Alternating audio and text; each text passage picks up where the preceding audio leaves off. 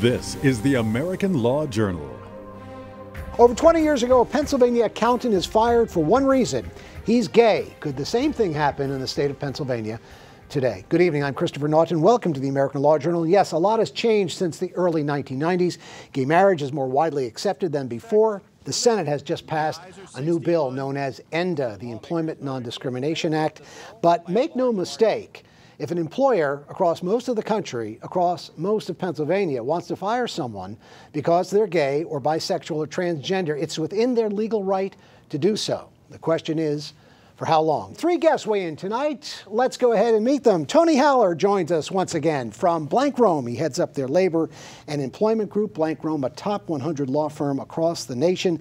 Chambers USA says he would be at the top of anyone's best litigators list. Dan Miller is with us this evening. He is a CPA and a former comptroller for the city of Harrisburg, also on the city council, but it was his firing from an accounting firm, specifically because he was gay, that set the Pennsylvania legal system on its ear. He eventually lost his case against his former employer, but he's continued to fight the fight against workplace discrimination now for 2 decades. And Angela Giampolo is with us tonight. The stars must have aligned.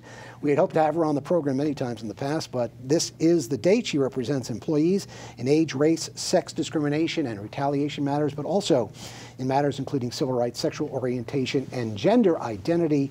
She is an active columnist for Philadelphia Gay News, and you can read her blog at phillygaylawyer.com. Dan, let's go to you. It was over 20 years ago that you were fired specifically and solely because you appeared on Harrisburg television talking about violence against gays in Harrisburg, and your employer fired you. The question I have for you today is, could the same thing happen in Pennsylvania the way the laws are written today? Yeah, it could, because actually there's been no change in the law at all, and so it's perfectly legal to fire people because they're gay.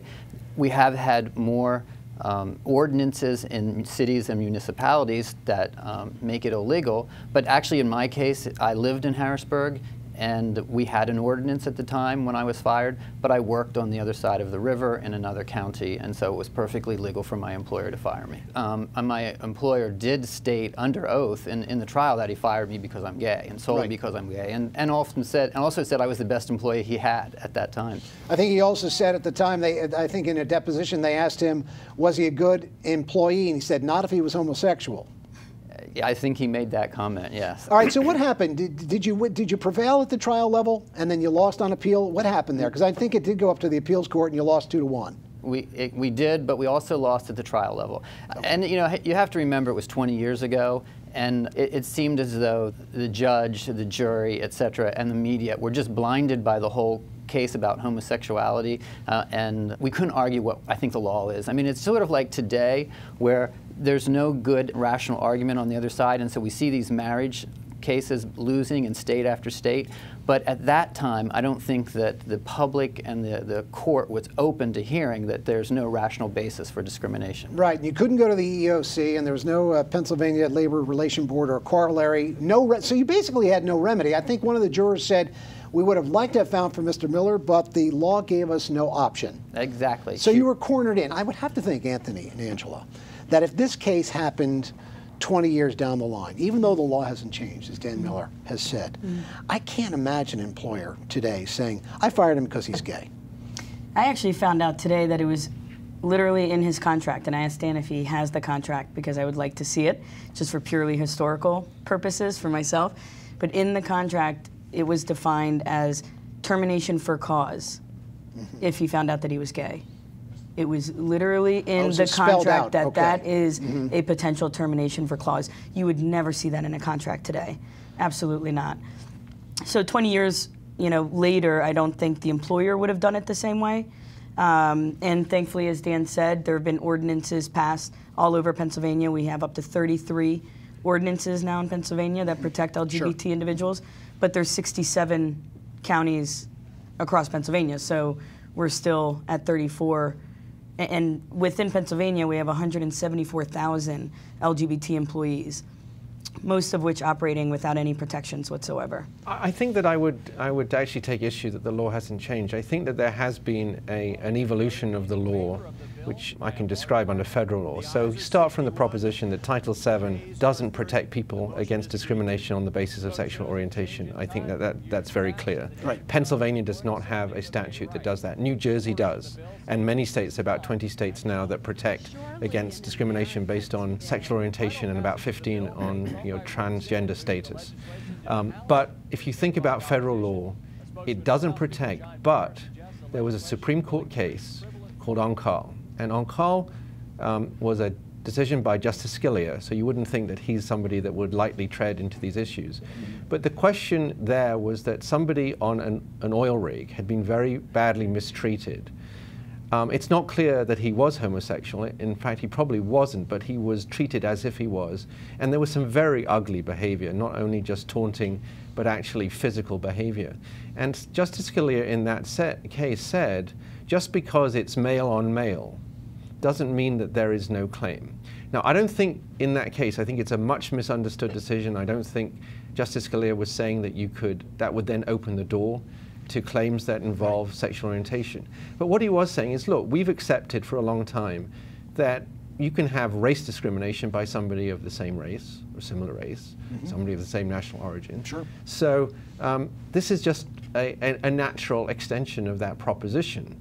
Now that decision, though, has subsequently become extended to allow, and I won't say full protection for people who are, would be in a protected class if ENDA was passed or if we had proper protection, as some states do. But it does give some basis for protecting people in the workplace where they feel they're being treated badly, they're being harassed because of their sexual orientation. Or the perception. Yeah, and there's a very interesting study out of UCLA, the Williams Institute, which asked throughout the country a number of employers, people who were identified in the LGBT community, what their perception was of work and their experience at work. And the percentage of people who viewed themselves as harassed at work because of their gender identity was very significant. But people who said, I've been discriminated, like in Dan's case, fired, it was a very small percentage. So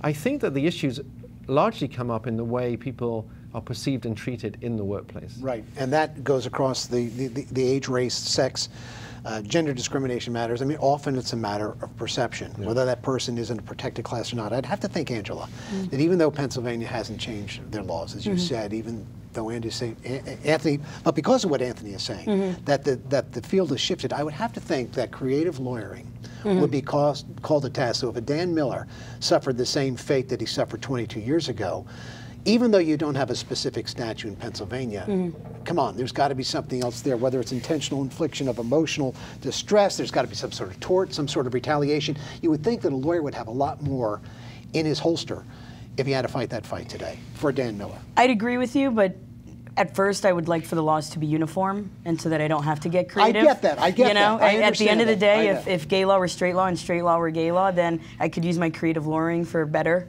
purposes. But until that point, I think creative lawyering is what led us to use the Onikal case for, instead of sexual orientation, gender stereotyping is the term that allows us to latch on to the Onikal case that Anthony mentioned. So that was creative lawyering that has happened over the last 20 years, but the gender stereotyping is the key. So the things that are not protected is Dan's, being fired for being gay, right? Anything that is purely based on your sexual orientation, and the case law says it has to be fairly graphic, continual slurs, not just utterances, right? And what does that even mean? If I say something under my breath just a couple of times, as opposed to the Onikal situation, which was a couple of years and over, and some of the worst things that you'd ever heard. So there's an egregious level that you have to meet if you want to latch on to Title VII. And Dan, did you suffer any other kind of slurs or what would be today considered a hostile working environment if there were such protections for sexual orientation, or did that really not come about?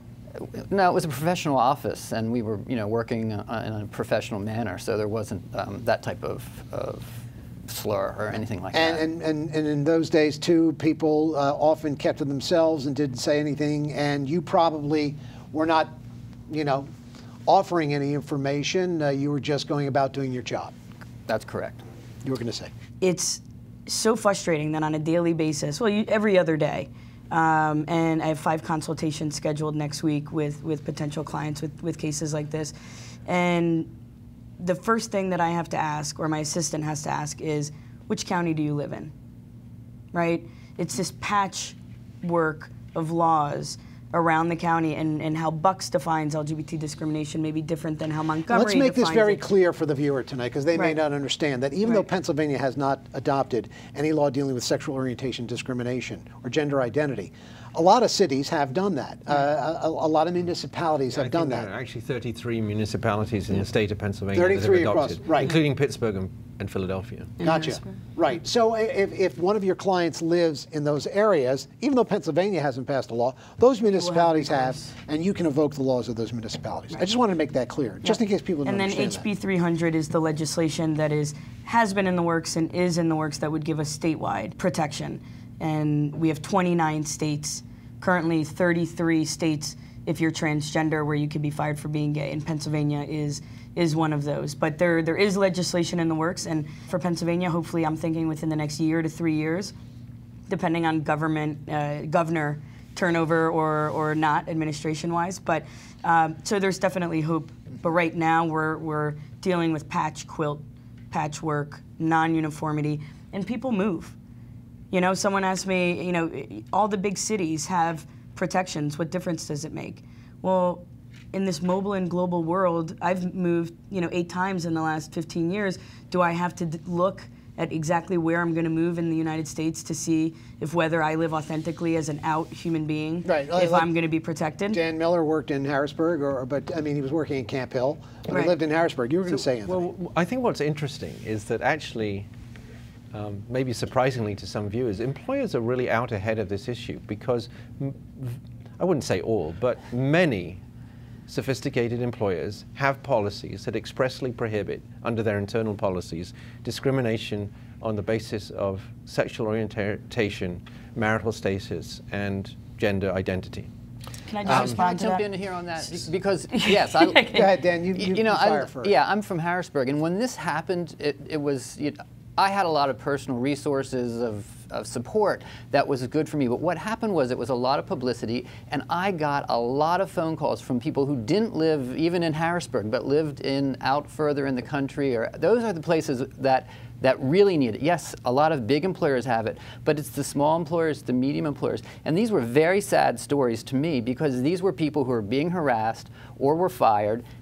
And what were they going to do? They were making a little bit over minimum wage. They didn't have good resources. They had to take it. They couldn't go out and hire an attorney. And another thing I was thinking of when I was listening to Angela, I didn't have Angela to turn to 25 years ago. The lawyers that I did use, they weren't steeped and really skilled in this type of an issue. We didn't have it was a new issue, Dan, at the time. I mean, it really hadn't come up. Exactly. So things have changed, and so if you're talking about lawyers that are going to get creative, I think they could do a lot better job now, because we've talked about it. It's a big issue, and people have thought about it.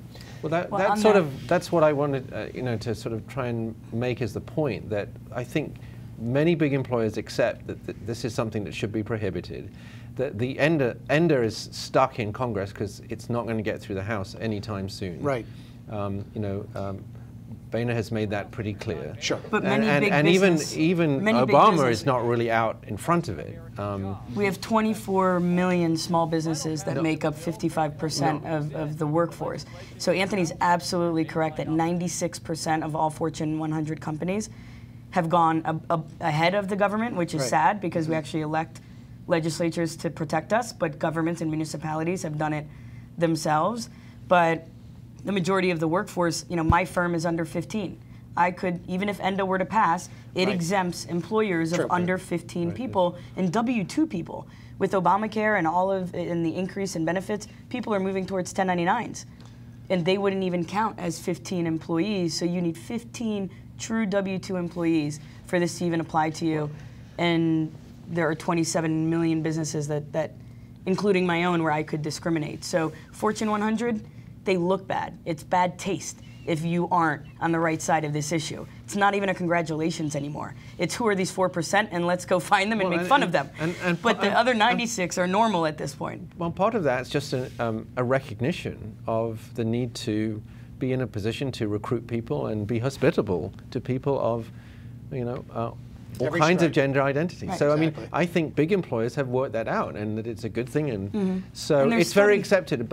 And I think the courts have tried. Actually, this is an area where I think the courts have been more open to find ways to address some of the things that are perceived wrongs in the workplace against the gay community. I really do. And so I want to be clear that the viewers understand that what's happened after this Supreme Court case that we've mentioned on Carl is that the courts have latched on to an early case that was a sex discrimination case, Pricewaterhouse versus Hopkins. And in that case, she was a fairly senior person at Pricewaterhouse. And her claim was, I'm not getting promoted, I'm being discriminated because I'm perceived as not being male enough, right? And so people don't see me as that stereotype of what they would expect from somebody at this level in the corporation. I'm too female, I want to collaborate, I'm not aggressive enough, and those kind of things. So what the courts have done is taken that concept and said, if you have somebody who is a member of the LGBT community at the work, and people start making fun of them because the male is effeminate and they don't like the way he acts in the workplace, and they start making jokes about him, that can create an environment which falls into that kind of stereotyping. And then if that's connected to a termination decision, and I realize this isn't Dan's case, which was much more direct and overt, yes, then there is recourse. So I don't want people thinking there is no recourse. I think the courts have really developed a strain of law that does provide some protection. Well, the recourse could be better. Absolutely. And that's really the point that the viewers should take. Your point is a little diluted. I want the same law as you, so I don't want the viewers thinking, oh, what's Angela and Dan complaining about? They have recourse. No, and we know the laws sometimes evolve slowly, and because it wouldn't protect Dan's situation, and I think that's wrong. I think we all agree. ENDA as it stands, to really get into ENDA, and which I call Splenda, because it's so light on any real protection that I don't even know why we're taking it, and it won't even pass, as we were talking about earlier. Well, I won't get through the House. We know that. We understand that. But and just to comment on that. Yes, there is recourse, but it's 2014. We have deserved for a long time the same rights as everyone else to be a part of this protected class. And you would think, Anthony, because you've handled these kind of cases where there is same-sex on same-sex discrimination and harassment. So you would think if the courts are able to handle that they can take that further step. I understand it's not legislative protection, but the courts have, is what you're saying. Angela's right. There's this huge gap. So the courts will accept if somebody has a sexual desire towards you, and that's exhibited. So it's like what we used to call quid pro quo harassment. I'm sleep with me. Males. You've got the promotion. I'm attracted to you, and yes. That would be recognized, even though that might be in a lesbian or homosexual relationship. Right. So that would be great. And then the second strain is that they recognize this concept of if you're stereotyping people, if you have this view of how a female should be or a male should be, and that's what's happening in the workplace, that can provide a basis for liability. What's missing, the huge gap, is where you say this is because you're gay, or because you're bisexual, or because you're a transgender person. And if you come out and just say that, which is Dan's case, and that's the reason, and there's nothing else around it, you're not stereotyping, there's no sexual desire involved, that's the gap in the law, and it needs to be fixed. Let me take a quick look at the curiosity that is Pennsylvania. It's paradoxical because Pennsylvania became the first state to ban public sector employment discrimination based on sexual orientation in 1975, the last century, deep into the last century. But Pennsylvania is the only northeastern state that doesn't acknowledge either same-sex marriage or civil unions. Pennsylvania is the only northeastern state without sexual orientation, gender identity protections in the workplace. And 33 municipalities across Pennsylvania protect LGBT people from discrimination. So this bill, 300, has been kind of languishing, I think, in both houses. Correct me if I'm wrong, Dan, do you know about this? Does this go back to 2012 or 2013 when at least one of these bills were introduced? Well, I'm not sure exactly when they were introduced. I mean, these bills have been around for 25 or 30 years. They have been, right? We've been working on these, and we're getting more people. But, our legislature is just antiquated. There's some Neanderthals in there that want to stop us at every point. And so until we get enough legislators, and I think the public is already there, and they've been with us on employment non-discrimination for decades, actually. It's 80–90%, I think, in polls that say that this is wrong, and yet our legislature refuses to act. And this is HB 300 and SB 300. It would ban discrimination on sexual orientation and gender identity grounds or expression. Statewide, in employment, housing, credit, and public accommodations, LGBT citizens could not be fired, denied a mortgage, or refused a hotel room based on that status. And over 100 legislators from both the Republican and Democratic parties are supporting the bill. So this really goes far beyond the workplace. It really does go far beyond the workplace. And in Pennsylvania, we'll likely get gay marriage before we get employment discrimination. There's irony and the for irony you. there is, Dan and his partner could put in for they get married, and they put in for their gay honeymoon. So now they're actually allowed to get married in Pennsylvania, but they submit for their 2 weeks for their gay honeymoon, and they get fired for being gay. And that is likely going to be the chronology of what happens here in Pennsylvania. That's how backwards it is. And also, I read this statistic the other day, 9 out of 10 Americans don't even know that LGBT individuals are not protected. They don't even know. I was on a panel with an African American. They may not know that they're protected. Right. They may not know a lot of things. Right. What's that show? The second grade where fifth graders. I think there is an assumption that the federal law covers. I was on a sexual panel orientation. with an African American PhD professor, lesbian, and we're on an equality panel.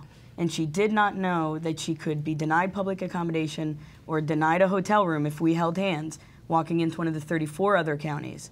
Angela, if you know that the Governor Corbett, who was our Attorney General, doesn't know that we're covered, that we're not covered under civil rights law. He just said that in a few months ago. Right. Our own governor, as Dan said, did not know that we are his people, his constituents, the 174,000 LGBT individuals, did not have protections.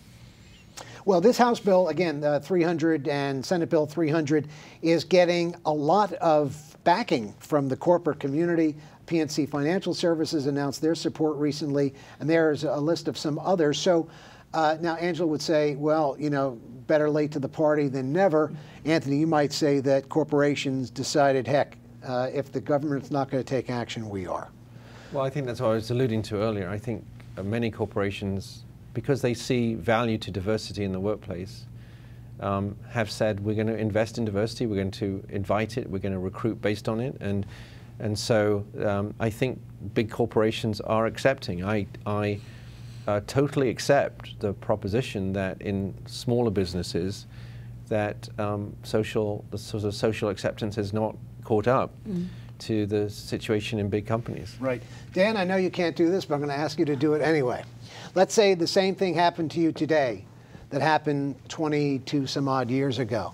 What do you think the outcome would be, given that the law is still the same? It is a great question to ponder, because I do think we've changed so much in society, and I think that maybe the court would find a way to rule in my favor. As you said, the jury wanted to rule for me, but if you knew that trial and you listened to the instructions that the judge gave to the jury right before they went in to decide, right then I knew that I wasn't going to win because of the way he gave those instructions. And maybe the judge would give the instructions in a different way, the outcome would be different. I do want to mention something that about Anthony, what he was saying is that, maybe it would be great to go to his law firm and file a claim, but not everybody can do that. And I think most people can't do that. And that's why we need this law change. We need the Pennsylvania Human Relations Commission to be able to go to bat for people who can't maybe afford to go to a big law firm or have those resources, because it's not just happening to people that can afford good representation. We need everybody to be able to have access to some way to counteract this type of discrimination. I think today what would have happened in Dan's case is that the lawyers would have been more sophisticated because the law is more developed. They would have been searching for evidence of actions or activities in the workplace that preceded the termination decision. There's a Third Circuit case, Prowell, recently where this exact happened, where somebody pinned an ad for male-on-male sort of want ad, and that sort of outed the person, and then people started sort of teasing him and making fun of him, and then subsequently was terminated. And so the lawyers would be searching for that kind of evidence that preceded the termination. And I think if that evidence existed, it might be in emails, it might be in other forms of text messages, that kind of thing, on social media, look for that kind of evidence, and then I think the courts would be receptive, because I think the courts want to find a way to thread the needle. But do I have anything to send Anthony a subpoena with? No. Hence why HB 300 exists, because I have a ton of amazing cases in New Jersey, and JLAD gives me all the teeth I need. Since 1990, New Jersey had law against discrimination. Absolutely. So I'm constantly suing in New Jersey, his New Jersey office, but Anthony and I don't get to spar too often because there's nothing here in Pennsylvania. And a federal ENDA would at least give me that while we wait for Pennsylvania to catch up. Philadelphia, Pittsburgh, and many other municipalities. I hear what you're saying. It's not pervasive across the state. Dan, maybe also, let's leave it at this. Perhaps if a jury heard your case today, they might wade into an area of jury nullification. We don't care what the law says. This is what we think is right and just. Could have happened.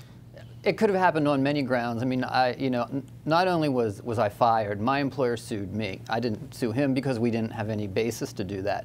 And he sued me on a non-compete clause that was tremendously overbroad and is used as an example in law textbooks as an overbroad case. So there were many ways that it could have come down in my favor.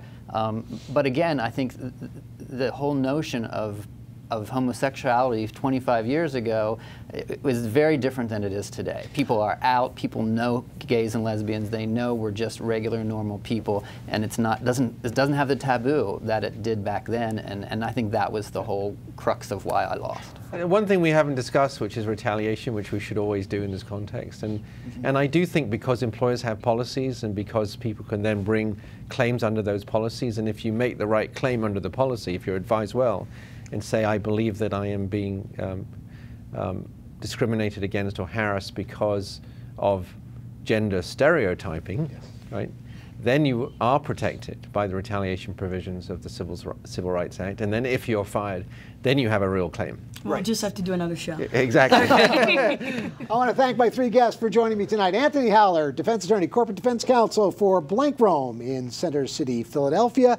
Dan Miller joining us tonight. Again, he was fired 20 years ago simply because he told his boss that he was gay, and continues his fight against workplace discrimination, as does Angela Giampolo with the Giampolo Law Group in Philadelphia. Read some of her columns in Philadelphia Gay News or at phillygaylawyer.com. For all of us here at the American Law Journal, I'm Christopher Naughton. Thank you for joining us this week. Till next week, case closed.